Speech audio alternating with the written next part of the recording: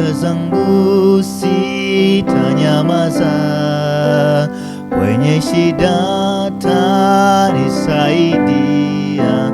Ananipenda, anijali, nitamwambia Yesu Mwokozi, sitasumbuka peke yangu.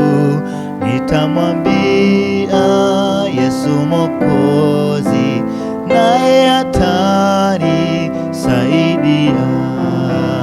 Nitamwambia yanayokera, ni mwenye pendo na rafiki. Nikimwambia ataniokoa, atamaria